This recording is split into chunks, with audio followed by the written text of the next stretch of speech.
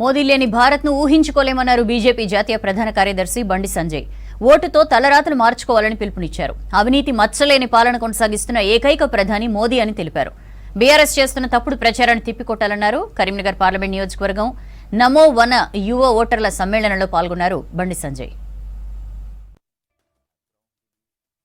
నరేంద్ర మోడీ గారు ప్రధానమంత్రి కావాలంటే ఇక్కడ భారతీయ జనతా పార్టీ అభ్యర్థి గెలవాలి. వద్దు అనుకుంటే ఇంకో అభ్యర్థి గెలిపించాలి. కానీ ప్రపంచం అంతా కూడా మోడీ మోడీ మోడీ అంటున్నారు. నరేంద్ర మోడీ ఎందుకు ప్రధానమంత్రి కావాలి? నరేంద్ర మోడీ గారు ఏం చేశారు మీ అందరూ తెలుసు.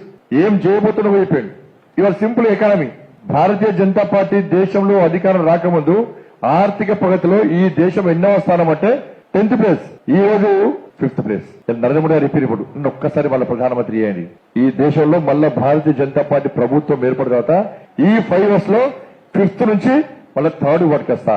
2047 వరకు స్వాతంత్ర్యం, ఈ దేశానికి స్వాతంత్ర్యం వచ్చి 100 సంవత్సరాలు గడిచే వరకు ఆర్థిక పరిధిలో ఈ భారతదేశం నెంబర్ 1 స్థానంలో ఉండాలని చెప్పి కసితో పనిచేస్తున్న ఏకైక ప్రధాని నరేంద్ర మోడీ గారు. అన్ని స్కామ్సే. 40 సంవత్సరాలు 60 సంవత్సరాల దేశంలో అన్ని స్కామ్సే.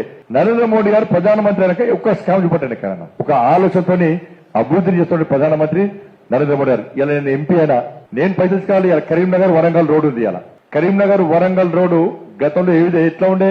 ప్రతి రోజు యాక్సిడెంట్సే. కానీ రిపేర్ కోసమే 40 కోట్లు పట్టుకొచ్చినాం. మళ్ళీ ఇప్పుడు నేషనల్ హైవే కింద రోడ్డు పనులు స్టార్ట్ అయినాయి. Already Karimnagar Jagtial national highway road start అయింది.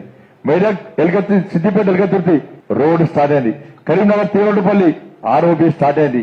ఇలా శాతవాణి యూనివర్సిటీకి ఇలా 12B స్టేటస్ పట్టుకొచ్చింది నరేంద్ర మోడీ ప్రభుత్వం. నేర్చుకొచ్చింది. ఇలా అటానమస్ హోదా పట్టుకొచ్చింది. ఎస్ఆర్ కాలేజ్ కు పట్టుకొచ్చింది. గ్రామాల్లో సడక్ యోజన, సిఆర్ఎఫ్ ఫండ్స్, ఇవన్నీ కూడా అభివృద్ధి విషయంలో నరేంద్ర మోడీ గారు ఇలా కరీంనగర్, వరంగల్, నిజామాబాద్, ఆదిలాబాద్ కాదు అన్ని రకాలుగా ఈ నగరాలు అన్ని అభివృద్ధి చేస్తేనే మమ్మల్ని ప్రతిసారి అడుగుతారు, ఏం చేస్తాడు కరీంనగర్ పార్లమెంట్ కు? సార్ ఇది చేస్తా సార్, ఇది కావాలి సార్, చదువు చేస్తాడు. ఇవాళ కేవలం నేను ఎంపీ అయిన తర్వాత ఈ కరీంనగర్ పార్లమెంట్ కాన్స్టిట్యున్సీలో దాదాపు 8,000 crores, ఓన్లీ 8,000 crores కంటే ఎక్కువ ఓన్లీ రోడ్స్ కోసం పట్టుకొచ్చిన. ఇక చాలా మంది విమర్శిస్తారు. నిన్న కూడా నన్ను ఒక పెద్ద మనిషి వచ్చి విమర్శించిండు. నాకు అహంకారం బాగా పాపం. నా మీద అందరూ దొంగ వీడియోలు తయారు చేసి బండి సంజయ్ ఏం చేసిండు అంటే ఒక్క బుక్ చూపట్టిన. ఇవాళ విమలవాడ ఉంది కదా, అందరు బుక్కుతారా? విమలవాడకు ప్రసాదం స్కీమ్ కింద పెడదాం. ప్రతి సంవత్సరము 100 కోట్ల రూపాయలు వస్తాయి ప్రసాదం స్కీమ్ కింద. ఇలా కొండగట్టు హనుమాన్ టెంపుల్ చాలా పవర్ఫుల్ టెంపుల్, హనుమంతుడు చాలా పవర్ఫుల్. రామాయణ సర్క్యూట్ స్కీమ్ కింద పెడితే అక్కడ పైసలు వస్తాయని చెప్పి నేను 4 years KCR report. Please sir approval లేదు సార్. కేంద్రం ఎక్కడ కూడా ఒక్క రూపాయి కూడా డైరెక్ట్ రోడ్ వేయించరాదు, ఒక్క రూపాయి కూడా డైరెక్ట్ కేటాయించరాదు. ఏదైనా కూడా రాష్ట్ర ప్రభుత్వం అప్రూవల్ లేదు. విమలవాడ ప్రసాదం స్కీమ్ కింద 100 crores, ఇలా 500 crores వస్తాయి. నేను డైరెక్ట్ మోడీ గారు ఇయ్యరాదు, ఇక్కడికి నాకు ఇయ్యరాదు, విమలవాడకి ఇయ్యరాదు. ఎవరికి ఇవ్వాలి? స్టేట్ గవర్నమెంట్ అప్రూవల్ ఇవ్వాలి. ఎస్ మేము దీనికి ఒప్పుకుంటాం, ఇవ్వచ్చు అంటే అప్పుడు కేంద్రం ఇస్తుంది. ఇవ్వలే, అప్పుడు ఇవ్వలే. మళ్ళీ ఇప్పుడు ఏమంటారంటే బండి సంజయ్ గుడి కట్టించిందా, బడి కట్టించిందా? గుడి ఎవరు కట్టియాలి, బడి ఎవరు కట్టియాలి? అధికారం ఉన్న వాళ్ళు బడి కట్టియాలి. అవునా కదా? ప్రసాదం స్కీమ్ ఇస్తుంటే అనుమతి ఇవ్వలే. రామాయణ సర్క్యూట్ కింద కొండగట్టిన అభివృద్ధి చేద్దామంటే అనుమతి ఇవ్వలే.